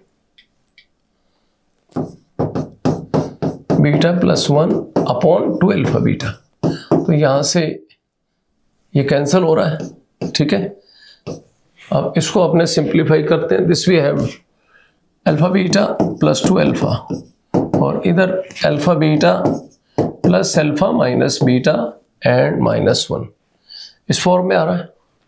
ठीक है, तो यहां से आपके पास में अल्फा प्लस बीटा ये कैंसिल हो गया यहाँ पे, तो अल्फा प्लस बीटा भी है इक्वल टू -1। अब वो क्वेश्चन में ये कह रहा है कि point alpha beta 2 lies in this plane, तो इस प्लेन में लाई करता है ना, तो देखो इसको सेटिस्फाई करेगा, तो क्या आएगा आपके पास में, तो 3x plus 3y minus z plus l is equal to 0, ये प्लेन आपके पास में। ठीक है, अब इसको वो सेटिस्फाई कर रहा है, तो यहाँ पे आपके पास में तो अल्फा 3 अल्फा प्लस बीटा, और तो 2 है ये माइनस का 2 plus l is equal to 0। ठीक है, तो इसको सेटिस्फाई कर रहा है, तो यहाँ पे आपने क्या किया, अब अल्फा प्लस बीटा की वैल्यू डाल दी, तो अल्फा प्लस बीटा भी है हियर है, ये आपके पास में -1 आएगा, तो -3 -2 plus l, so l is equal to 5, तो आंसर टू दिस क्वेश्चन भी है 5, तो 5 आंसर आ रहा है इसका। ठीक है, तो नेक्स्ट क्वेश्चन देखें, तो 13th क्वेश्चन है क्या है, let x be the random variable and let p x is equal to x denote the probability that the x takes the value x। तो suppose that the points x p x is equal to, यहाँ पे x is equal to x है, x is equal to 0 1 2 3 4 lie on a fix straight line. तो आपके पास में ये जो पॉइंट है एक फिक्स लाइन पे लाई करता है, तो इसका मतलब x कोऑर्डिनेट और y कोऑर्डिनेट दे रखा है in xy plane, and p x is equal to 0, तो प्रोबेबिलिटी क्या है आपके पास में, उसकी 0 है, कब है, फॉर ऑल x, आपके पास में किसको छोड़कर, 0 1 2 3 4 को छोड़कर अगर और भी कुछ भी वैल्यू डालेंगे तो इसकी वैल्यू क्या रहेगी, 0 रहेगी। If the mean of the x is 5/2 and the variance of the x is alpha, so then value of 24 alpha, तो 24 अल्फा की आपको वैल्यू बतानी है भी, इसकी वैल्यू कितनी है। तो ये कोई प्रोबेबिलिटी का मिक्स्ड क्वेश्चन है, किसके साथ में, स्टैटिस्टिक्स और प्रोबेबिलिटी का। इसमें आपको वेरिएंस का पूछा है, ठीक है, वेरिएंस का पूछा है तो इसका मतलब प्रोबेबिलिटी भी है, रैंडम वेरिएबल है, तो आपको इसमें एक नया कॉन्सेप्ट इसमें यूज किया है, तो स्ट्रेट लाइन को यूज किया है। तो y जो आएगा, y is equal to mx plus c, तो y is nothing, this is the probability for different value of x। तो आपके पास में इस तरीके से दे रखा है। तो अब यहाँ से देखो y is equal to mx plus c, तो ये एक्चुअल में क्या है, px है यहाँ पे। तो यहां से अपने देखो जब टेबल बनाते हैं, यहां से x इसका px आएगा, तो प्रोबेबिलिटी क्या रहती है उसके कोरस्पॉन्डिंग, वो देखो m और c के फॉर्म में रहती है, तो उसका फिर अपने के पास में x px लेंगे। ठीक है, इनका सम यहां से मीन मिलेगा, यहां से फिर आपको x स्क्वायर लेना पड़ेगा, x स्क्वायर से फिर आपको क्या है, x स्क्वायर px। वेरिएंस के लिए ये इतने पॉइंट्स आपको फाइंड आउट करने पड़ेंगे। यहां से अब 0 1 2 3 4, तो इसमें देखो जब 0 लेंगे तो आपके पास में c आएगा, इधर m प्लस सी आएगा, और इधर आपके पास में 2m प्लस सी आएगा, और ये 3m प्लस सी हो गया, और ये 4m प्लस सी। अब इनका सबका देखो आपके पास में x से मल्टीप्लाई करते हैं तो ये c, यहाँ पे 1m प्लस सी, और इधर 4m प्लस 2c, और इधर 9m प्लस 2c 3c, और इधर आपके पास में 16m प्लस 4c, ये आ रहा है। अब मीन तो आपके पास में यहीं से हो जाएगा ना, मीन आपके पास में, फिर x स्क्वायर, अब इनका सम भी आपको पता है किसके इक्वल होता है 1, तो sum of the all the probabilities for random variable x is equal to be will have equal to 1 के इक्वल रहेगा। तो x स्क्वायर आपके पास में यहाँ पे 0 1 4 9 16, तो इसको फिर आपने इससे मल्टीप्लाई करेंगे तो ये देखो इसके मल्टीप्लाई करके देखो px, ये कितना आ रहा है आपके पास में, यहाँ पे ये 0 हो जाएगा पहले, ठीक है। तो x स्क्वायर px, तो हेयर भी है, तो आपके पास में दिस इज m प्लस सी, और ये आपके पास में 8 m प्लस 4c, ये 27 m प्लस 9c, ठीक है, और ये आपके पास में 64 m प्लस 16c। तो ये आपके पास में यहाँ पे कितना आ रहा है, ये 25 और ये 30 आ रहा है, तो इधर आपके पास में ये 100 m आ रहा है। ओके, तो पहले तो अपने को देखो m और c की वैल्यू निकालने के लिए इसका सम आपको दे रखा है, मीन ऑफ दिस इज 5/2, तो ये आपके पास में कितना बना है, यहाँ पे देखो ये 9, ये 30m हो गया, और ये आपके पास में 10c, तो ये 30m plus 10c is equal to be have here 5/2, ठीक है। तो 5/2 यहाँ से आपको क्या करना है, 10 को निकालें, तो ये आपके पास में 3m प्लस c, दिस भी है, तो 10 इधर चला जाएगा, तो ये 21/4 आ गया। So 3m plus c is equal to 1/4। अब इधर आपके पास में 1/4 आया, अब इसको आपने, इसका सम कितना होता है, 1 के इक्वल होता है, तो ये आपके पास में कितना रहा यहाँ पे, तो 5c और ये 10c, तो 10m plus 5c is equal to we have 1, तो यहाँ से 2m plus c is equal to 1/5। इसको जब आप सब्ट्रैक्ट करते हो तो m की वैल्यू आपके पास में 1/20 आती है, और c की वैल्यू 1/10, यहाँ से m की और c की वैल्यू आ गई। ओके, अब now what is the variance, variance we have sigma square equal to किसके बराबर होता है, x स्क्वायर px, ये रहेगा सिग्मा इसका, माइनस मीन, इसका मीन आपके पास में इसका स्क्वायर है, तो मीन इस हियर भी है 5/2। ये आपके पास में देखो इसका सम कितना आता है, ये 100 m प्लस, तो ये 30c आ गया, माइनस 25/4। इसको सिंप्लीफाई कर लेते हैं, तो m की वैल्यू आपके पास में दिस इज 8 आ गया, ठीक है, तो दिस 20 यहाँ रखोगे, 5 ये 10, तो 8 minus 25/4, this is 32, so 32 minus 25/4, this is 7/4, तो 7/4 है। आपको वैल्यू किसकी पूछी है, तो 24 alpha, this we have 24 into 7/4, तो ये आपके पास में 42, आंसर टू दिस क्वेश्चन भी है 42। ओके, तो नेक्स्ट क्वेश्चन देखें। अब नेक्स्ट क्वेश्चन में आपके पास में, तो इसमें 4 क्वेश्चन है, सारे मैथ द कॉलम के क्वेश्चन है, ठीक है। और देखते हैं क्वेश्चन, पहला क्वेश्चन क्या है। फर्स्ट क्वेश्चन में आपको दे रखा है, let alpha beta be the distinct roots of the equation x square plus x minus 1 is equal to 0. Consider the set T, एक सेट है फिर आपके पास में which contains the elements 1 alpha beta, तो alpha beta are the roots of this equation, so distinct roots हैं आपके पास में। for 3x3 matrix, 3x3 matrix के लिए, ठीक है, उसका ऑर्डर आपके पास में 3x3 है, तो आपके पास में क्या कह रहा है, ये RI मतलब 1 में आपके पास में यहाँ पे देखो sum of the elements of first row is 0, 2 लूंगा तो sum of the A21 A22 A23, इसका मतलब sum of all the elements in second row is 0 again. तो ऐसे फिर आपके पास में कॉलम में भी क्या कह रहा है, तो फर्स्ट कॉलम में सभी एलिमेंट्स का जैसे 1 रखूंगा तो क्या आएगा, A1 1, A2 1, A3 1। The sum of the all the elements in first column, sum of the all the elements in second column, sum of all the elements in third column is 0। तो इस तरीके से आपके पास में matrix M है, ठीक है। अब इसमें द नंबर ऑफ मैट्रिक्स, तो ये मतलब इसकी डेफिनेशन दी हुई है, आपको डेफिनेशन दी हुई है। फिर आगे देखो, इसको यूज करते हुए, इस इंफॉर्मेशन को यूज करते हुए आपको फर्स्ट क्वेश्चन का आंसर देना है। नंबर ऑफ मैट्रिक्स, कितने ऐसे मैट्रिक्स होंगी विद ऑल एंट्रीज, जिसकी एंट्रीज आपके पास में टेकन फ्रॉम T, उसके सभी एलिमेंट्स के आपके पास में क्या रहेंगे, 1 अल्फा बीटा रहेंगे। तो ऐसा रहेगी कि sum of all the elements in row 0 and sum of the all the elements in column is also 0, ऐसे कह रहा है। तो देखते हैं अपने पास में, देखो किस तरीके से। तो मैट्रिक्स M आपको बनाना है, उसमें सभी एलिमेंट्स क्या लेने हैं आपको, 1 अल्फा बीटा। तो फर्स्ट क्वेश्चन में क्या होना चाहिए उसका, तो फर्स्ट क्वेश्चन में यही कह रहा है कि उसमें ऐसे कितने मैट्रिक्स बनेंगे M जिसमें क्या आएगा, RiCj must be equal to 0। तो मतलब sum of all the elements in first row 0, second row is again 0, third में फिर ऐसे similarly same in the column, the sum of all the elements in the first column 0, sum of all the elements in second column is 0।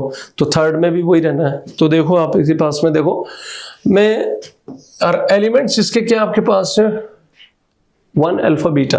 तो मैं अगर अपने देखो पहले ऐसे रखते हैं, तो फर्स्ट एक केस ले लेते हैं, जैसे फर्स्ट रो में ये एलिमेंट्स आ गए आपके पास में, ठीक है।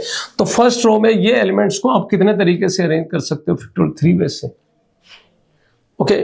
नाउ अब सेकंड रो में देखो आपके पास में इस प्लेस के लिए कितने ऑप्शंस है आपके पास में, या तो यहाँ पे क्या आएगा, बीटा आएगा, क्लियर है, या अल्फा आएगा।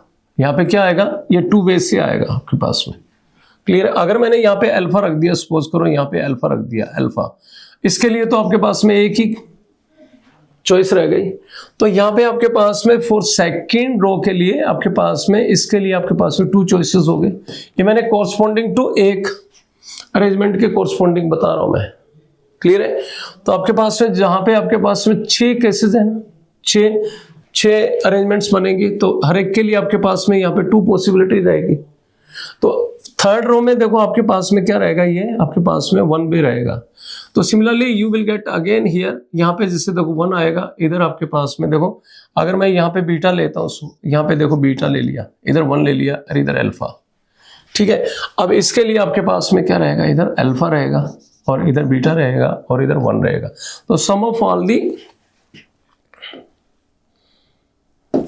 Elements in columns in all the columns we have again 0। तो 0 आ रहा ना, तो आपके पास में यहाँ पे, तो इस केस के लिए तो आपके पास में मैंने जैसे बताया था, इसके एक केस के corresponding here we have the 2 choices.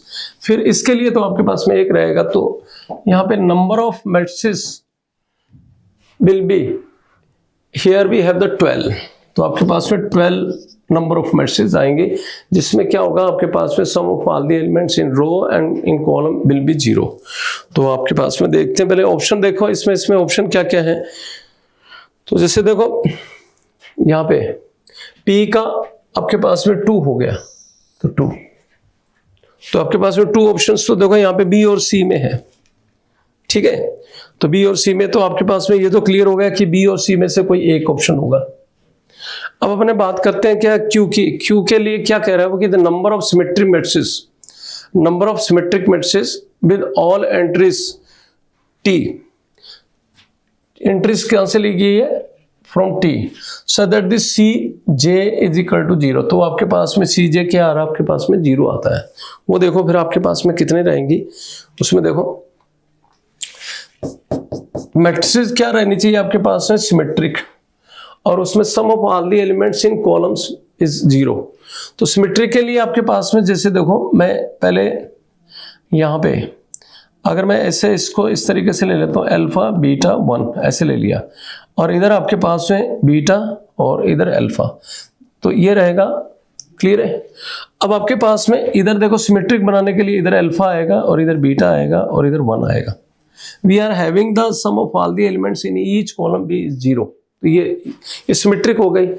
अब सिमेट्रिक हो गई तो आपको क्या करना है, देखो इनको आप कितने तरीके से अरेंज कर सकते हैं, इन तीन एलिमेंट्स को फैक्टोरियल 3 से। जब फैक्टोरियल 3 से मैं एक केस को जब मैंने जैसे ये लिया तो इसके कोरस्पॉन्डिंग आपके पास में एक ही रहेगा ना, इसका तो यूनिक रहेगा ना इसके कोरस्पॉन्डिंग। अगर मैं यहाँ पे बीटा रखूंगा तो इसके लिए भी फिर आपके पास में एक यूनिक ही रहेगा, इधर अल्फा कर दूंगा तो आपको इनको अरेंज नहीं कर सकते। तो कोरस्पॉन्डिंग टू ईच अरेंजमेंट, एक केस के कोरस्पॉन्डिंग आपके पास में इसका यूनिक ही रहेगा, और ये इनका भी, इनको अरेंज करने का तो आपके पास 1 भी रहेगा। So how many matrices will be there, factorial 3, तो इसको इनटू में 1 रहेगा, ये आपके पास में 6। तो इसका आपके पास में देखो, तो Q का आपके पास में ये 6 आएगा, 4th इसमें देखो ये Q तो देखो आपके पास में दोनों में यहाँ पे क्या है 4 दे रखा है, ठीक है, और तो Q का आपके पास में यहाँ पे 4 हो गया। अब अपने पास में देखो, अब मेन क्या है R का, ये थोड़ा सा यहाँ पे देखो एक इस तरीके से आपको आंसर को चूज करना है, तो यहाँ पे R का डिफरेंट दे रखा है, S का भी फिर आपके पास में 5 है, उसको चेक करने की जरूरत ही नहीं है। अगर आपके पास में इसका R का आप चेक कर लेते हो भी R का कौन सा होगा, भी फर्स्ट होगा कि थर्ड होगा, ये देखना है। तो R में क्या है आपके पास में देखें, लेट M क्या एक मैट्रिक्स है, be skew symmetric matrix, skew symmetric matrix है, ठीक है, और Aij belongs to T for I greater than J। तो आपके पास में स्क्यू सिमेट्रिक मैट्रिक्स है, तो आपके पास में जब I क्या है J से बड़ा है, वो एलिमेंट आपके पास में, उसके लिए स्क्यू सिमेट्रिक मैट्रिक्स लेनी है, Aij बिलोंग्स टू T, इस तरीके से। So then the number of elements in set XYZ, तो ये आपके पास में नंबर ऑफ सॉल्यूशंस बताने, इसके भी कितने होंगे, तो आपके पास में वो फॉर्मेट क्या है, इस फॉर्म में दे रखा है। तो मैट्रिक्स M क्या स्क्यू सिमेट्रिक मैट्रिक्स है, इसलिए किस तरीके से स्क्यू सिमेट्रिक बनानी है, किसके लिए, so that the Aij belongs to क्या आएगा T से, ठीक है, और I greater than J, I क्या आपके पास में ग्रेटर देन J है, तो देन वी हैव आपके पास में number of elements in the set XYZ, तो वो ऐसे इस तरीके से देखना है। तो देखो अपने थोड़ा सा यूं देखते हैं इसे,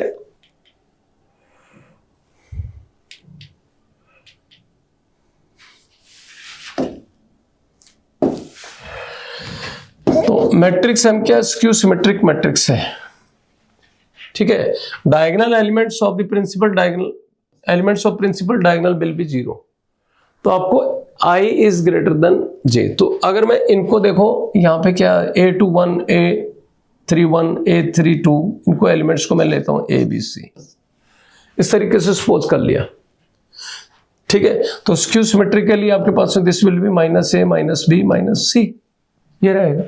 यहाँ पे ABC आपके पास में क्या है 1 अल्फा बीटा, इस तरीके से, पहले इस तरीके से सपोज करके कर लिया इसको, ठीक है। अब अपने पास में देखो M XYZ, so this is equal to we have A12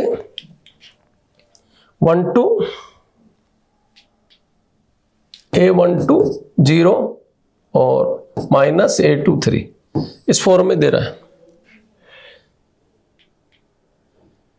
ठीक है। अब तो देखो, तो आपके पास में ये किस फॉर्म में आएगा, -0 -A -B A 0 -C B C 0, okay. तो XYZ यहां पे A12 क्या है आपके पास में, A12 तो ये हो गया -A, ठीक है, और A23 आपके पास में क्या है, नेगेटिव ऑफ द, ये आपके पास में क्या हुआ यहाँ पे A23, so we have here second row third column, so we have -C, this is C, ऐसा हुआ। अब यहां से आपके पास में देखो क्या बन गया, A -AY -BZ, AY -BZ is equal to we have -A, तो this we have AY + BZ is equal to A, इस फॉर्म में आ, इसको इक्वेशन नंबर 1 ले लिया। तो सिमिलरली आपके पास में AX -CZ we have equal to 0, ऐसा हो गया।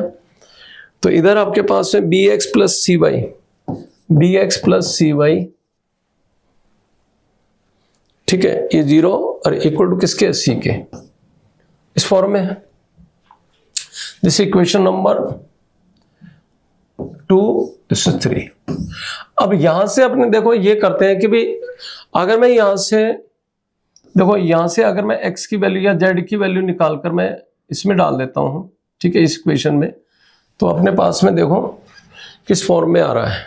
तो x की वैल्यू नहीं, सॉरी, z की वैल्यू अगर अपने इसमें रख देते हैं, z की वैल्यू, तो अगर मैं z की वैल्यू इसमें डालता हूं, z is equal to we have here, z is equal to we have ax upon c, इसमें रख देते हैं, तो क्या आ रहा है आपके पास में, तो ay plus ax upon c और b, this we have a तो कैंसिल हो रहा है ना यहाँ से, तो ये क्या आ रहा है, cy प्लस bx, और इधर आपके पास में c, तो इक्वेशन नंबर 4। तो यहां से आपके पास में क्या कंक्लूजन निकला, तो हमारे पास में ये दोनों प्लेन क्या आ गए, कोइंसिडेंट आ गए, ठीक है। तो ये दोनों प्लेन क्या कोइंसिडेंट हो गए, और ये वाला प्लेन क्या उसके साथ में इंटरसेक्ट करेगा, ठीक है। तो आपके पास में दोनों प्लेन क्या कोइंसाइड करेंगे, तो how many number of solutions will be there, तो इनफाइनाइट सॉल्यूशंस आएंगे। तो आपके पास में, तो you will have the infinite many solutions. फिर उसके लिए आपके पास में क्या रहेगा, तो R के लिए आपके पास में कौन सा ऑप्शन हुआ है यहाँ पे, तो ये दिस इज 3rd, ये 3 रहेगा, ठीक है। तो यहां से 4th के लिए देखो, S के लिए आपको अगर करना भी तो इसके लिए आंसर तो जैसे 5th कह रहा है, तो क्या कह रहा है, be the matrix with all entries in T R I is equal to 0, तो sum of all the elements of in each row, तो ठीक है, sum of all the elements of all the elements in each row is equal to 0 चाहिए आपके पास में। तो उसमें देखो आप इस तरीके से कर सकते हो ना, तो उसमें देखो m क्या बनेगा, ये 1 अल्फा बीटा, तो इधर क्या ले लिया, जैसे अल्फा, इधर ले लिया बीटा, इधर 1, और इधर क्या ले लिया आपने बीटा, और इधर क्या ले लिया 1, और इधर अल्फा, ठीक है। तो सम ऑफ ऑल दी, तो मैं क्या करूंगा, इसके डिटरमिनेंट वैल्यू के लिए आपके पास में C1 plus C2 plus C3 कर देंगे, तो आपके पास में फर्स्ट कॉलम में आपके पास में you will have the all the elements 0, तो what will be it's answer, तो इसका रहेगा आपके पास में 5th ऑप्शन। तो नेक्स्ट क्वेश्चन देखें, तो आंसर क्या इसके क्या बन गया आपके पास में C। तो next question,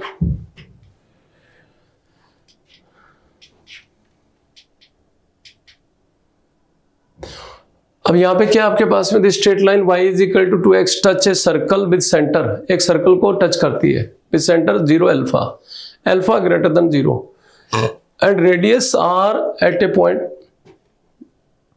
A1, let B1 be the point on the circle such that the line segment A1 B1 is the diameter of the circle and A plus RB have equal to 5 plus root 5, ये दे रखा आपको। तो simple question है, थोड़ा ध्यान से देखें अब इसमें। तो एक सर्कल है whose सेंटर कितना 0 अल्फा है, which touches this line having the radius कितना है R at point A1, let B1 be the point on the circle such that the, तो B1 क्या एक आपके पास में पॉइंट है on the circle such that the A1 B1 is the diameter। तो देखो इसको इस तरीके से देखें ध्यान से, ये लाइन आपके पास में स्लोप कितना है आपके पास में 2, तो ये एक सर्कल है whose center is 0 alpha which touches and having the radius उसका कितना है R, इस लाइन को टच करता है at what point A1, and now through point A1 we draw a line A1 B1, that is A1 B1 is its diameter। Clear है। तो इसका सेंटर अपने जैसे देखो C लेट कर लेते हैं, जब इसको टच करेगा तो then perpendicular from the centre of the circle is equal to the radius, तो रेडियस के इक्वल रखेंगे, तो ये लाइन आपके पास में 2x माइनस वाई, तो perpendicular from the centre of the circle equal to radius रखेंगे, तो ये यहाँ पे आपके पास में alpha upon √5, this is equal to R, so alpha is equal to R√5।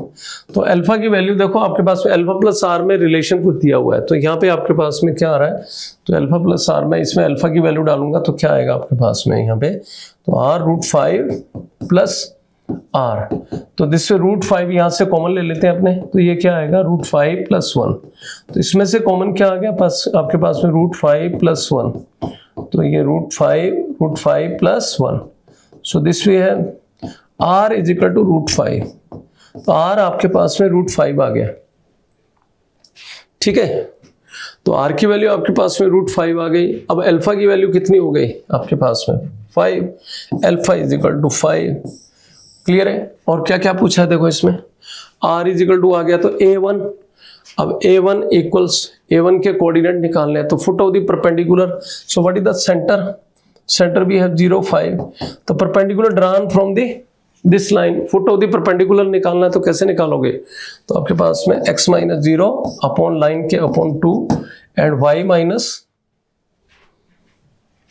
5 upon -1 and minus, so we have point के कोऑर्डिनेट इसमें डालेंगे तो ये माइनस का 5 हो जाएगा, नीचे 5 आ जाएगा, तो 5 से 5 कैंसिल हो जाएगा, x - 0 अपॉन 2 y - 5 अपॉन -1, इस तरीके से आएगा ना। तो अब आपके पास में ये माइनस का 1 बनेगा, -1, तो ये आपके पास है प्लस का 1, तो x इज इक्वल टू 2 आ रहा है, ठीक है, और y इज इक्वल टू आपके पास में 4 आ रहा है। तो a1 के कोऑर्डिनेट आपके पास में क्या हो गए 2 4 हो गए, ठीक है। अब a1 के कोऑर्डिनेट 2 4 हो गए तो what will be the coordinates of b1, तो ट्वाइस में से इसको सब्ट्रैक्ट कर देते हैं तो क्या आ रहा है आपके पास है -2 और 10 और ये 4 6, तो b1 के कोऑर्डिनेट आपके पास में क्या हो गए, तो -2, 6, तो आपके पास में देखो r आपके पास में अल्फा कितना आ रहा था, अल्फा इज इक्वल टू 5, तो आपके पास में p का 4 के साथ में यानी a या c में से कुछ एक होगा। फिर आपके पास में r किसके इक्वल आ रहा है, देखो r भी है इक्वल टू √5, तो √5 है तो सेकंड से, तो q भी आपके पास में दोनों में क्या है सेकंड दे रखा है। फिर a1 देखो आपके पास में a1 भी है हियर, कोऑर्डिनेट्स ऑफ a1 2 4 तो 5, तो ये वाला आपके पास में ऑप्शन हो गया, ठीक है। और s आपके पास में पहले से ही वो है, देखो s के लिए क्या है कोऑर्डिनेट्स ऑफ b1 भी हैव द -2, 4, तो 1 है, 1 किसके देखो आपके पास में यहाँ पे -2, 4, तो s के लिए फिर आपके पास में क्या रहेगा यहाँ पे तो -2,6 ये वाला ऑप्शन हो गया, ठीक है। तो आंसर क्या हुआ इसका थर्ड ऑप्शन। तो नेक्स्ट क्वेश्चन, तो 16th क्वेश्चन देखें, let gamma belongs to R be such that the lines, 3D का क्वेश्चन है, सच दैट द लाइंस L1, तो लाइन आपको सिमेट्रिक फॉर्म में दे रखी है, x + 11 upon 1 y is equal to y + 21 upon 2 z + 29 upon 3।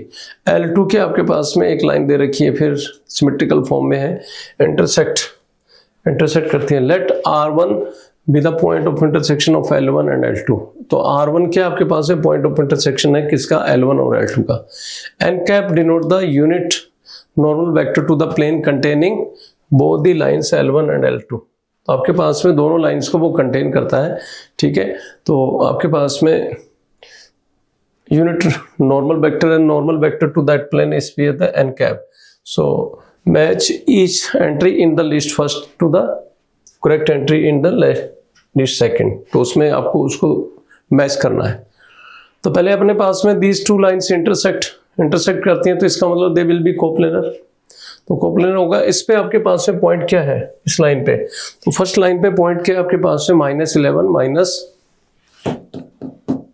-21 -29, ये point हो गया पहली लाइन पे। तो सेकंड पे आपके पास में पॉइंट क्या है -16 -11 -16 -11 -4, ये पॉइंट हो गया आपके पास में, ठीक है। तो अब ये इसके डायरेक्शन रेशियोज क्या है 1 to 3 और ये 3 2, अगर दोनों लाइन से इंटरसेक्ट करती हैं दे विल बी कोप्लेनर, तो कोप्लेनर तो देखो आपके पास है 1 2 3 3 2 का, तो क्या आएगा both the lines will be coplanar, तो क्या होगा आपके पास में इधर, तो both the lines will be, so direction ratios we have the first line we have the 1 2 3 और उसके 3 2 गामा, तो देखो 1 2 3 3 2 गामा ऐसा है। अब आपके पास में both the lines are intersecting, they will be coplanar, तो coplanar होंगी तो आपके पास में x2 - x1 y2 - y1 z2 - z1, इधर a1 b1 c1 a2 b2 c2। तो 17th क्वेश्चन देखें। अब इस 17th क्वेश्चन में क्या है, f एक फंक्शन है फ्रॉम r to r, ठीक है, और g क्या फंक्शन है from r to r defined by this, और फिर आपके पास में देखो एफ एक्स क्या दे रखा है, x modulus x sine 1/x when x is not equal to 0, और 0 दे रखा है when x is equal to 0, और जी एक्स आपके पास में फंक्शन दे रखा है 1 - 2x and x varies from 0 to 1/2, इधर क्या आपके पास में 0। ठीक है, अब अपने पास में देखो यहाँ पे क्या है, फिर आगे ABCD कहता है रियल नंबर से डिफाइन द फंक्शन, एक नया फंक्शन है HR to R। So hx we have the a fx plus b of gx plus g 1/2 minus x plus c x minus gx, ये आपके पास है plus d g of x x belongs to R, ऐसे दे रखा है। अब अपने को कहता है कि इसमें देखो ये फॉलोइंग मैच द कॉलम में क्वेश्चन है, तो पहला किसके साथ मैच करेगा ये बताना, सेकंड किसके साथ मैच करेगा, तो ABCD की डिफरेंट वैल्यूज के लिए आपको चेक करना है। अगर देखो पहला ऑप्शन चेक करें तो अगर अपने पास में देखो a = 0 b = तो आपके पास में hx क्या बन रहा है hx, तो यहाँ पे आपके पास में दो फॉर्मेट आ रहे हैं, तो इसमें देखो जब 1 लेते हैं तो we have here this we have gx और plus g of 1/2 minus x, ऐसा आ रहा है। ठीक है, अब अपने पास में ये देखो आपके पास में इसके फिर आगे दो फॉर्मेट बनेंगे। इसके दो फॉर्मेट क्या आते हैं, जब ये x क्या वेरीज फ्रॉम 0 to 1/2 है, तो 1/2 के बीच में चलेगा तो 0 यहाँ रखोगे तो ये भी 1/2 रहेगा, और 1/2 रखेंगे तो ये 0, तो ये वैल्यू भी आपकी किसके बीच में दौड़ रही है, 0 से 1/2 के बीच में रह रही है। तो एक्चुअल में ये आपके पास में क्या है यहाँ पे, तो 1 - 2x और इधर 1 - 2 into 1/2 minus x, x कहां से कहां तक वेरी कर रहा है, 0 से 1/2 के बीच में। ठीक है, तो आपके पास ये अदरवाइज इट विल बी 0, तो ये क्या आएगा आपके पास में, यहां से देखो इसका 1 ही बचेगा, तो यहां से 1 से 1 कैंसिल हो जाएगा, तो only 1। So what is the range of hx, तो आपके पास में दो ही एलिमेंट्स आ रहे हैं, ये ऑन टू है नहीं, क्लियर है, 1 1 भी नहीं है, तो आपके पास में its range is we have the 0 1, तो इसका आंसर आपके पास में क्या रहेगा, 5th वन। अब सेकंड के लिए देखो आपके पास में a = 10 दे रखा है, b = 0, c = 0, d = 0, ये पार्ट है ना q पार्ट के लिए। तो q पार्ट के लिए तो सिर्फ ये फंक्शन आएगा आपके पास में ये वाला, तो hx है आपके पास में, देखो hx भी है 10 fx, इसके दो फॉर्मेट है आपके पास में, 10 x mod x sin 1/x x not equal to 0, और इधर आपके पास में this is 0 when x is equal to 0।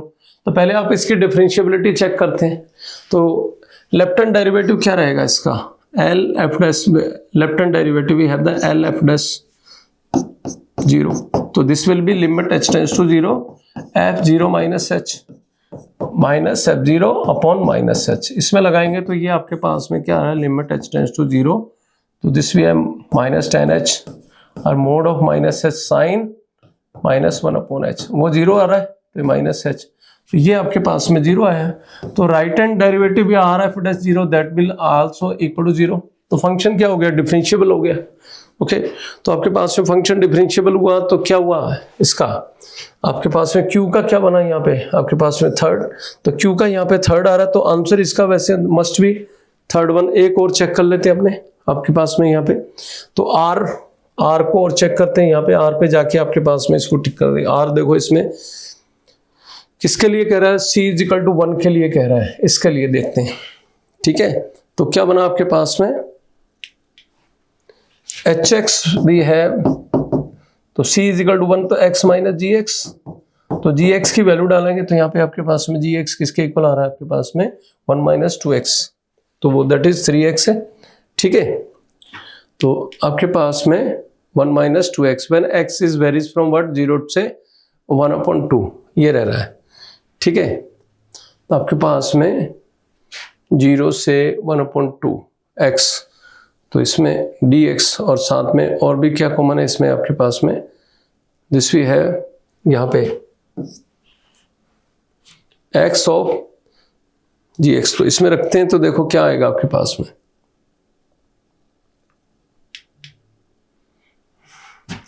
This we have x 1 - 2x, this is we have 3x।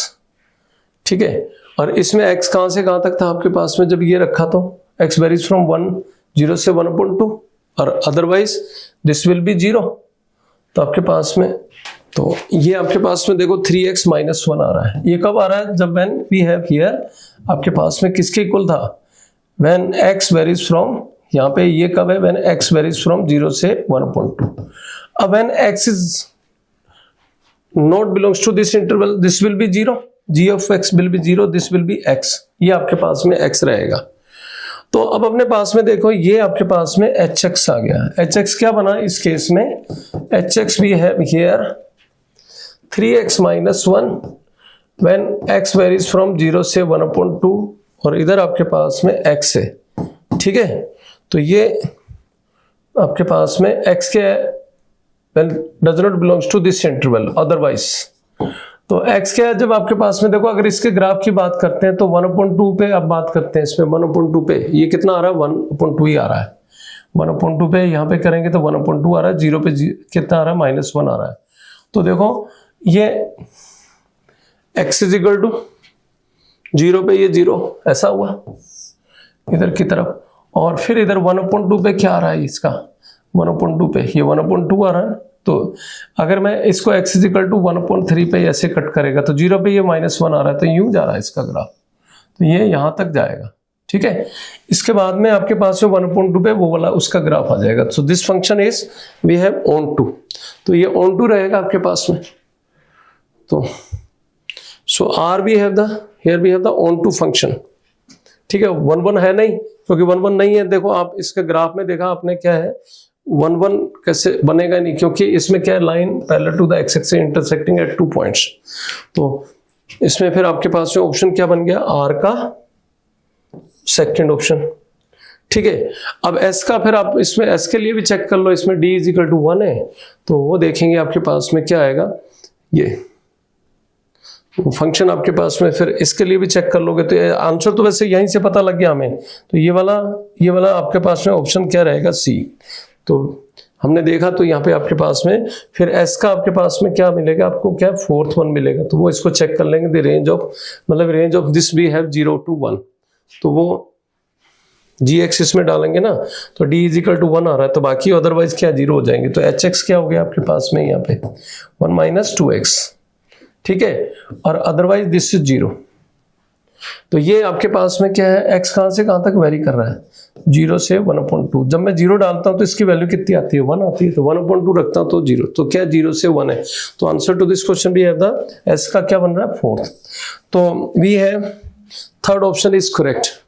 तो बेटा ये आपके पास हमने क्या किया, 2024 का फर्स्ट पेपर का सॉल्यूशंस किया, एडवांस जेईई एडवांस का। ओके, इसको देखिए ध्यान से, प्रैक्टिस कीजिए। Thank you.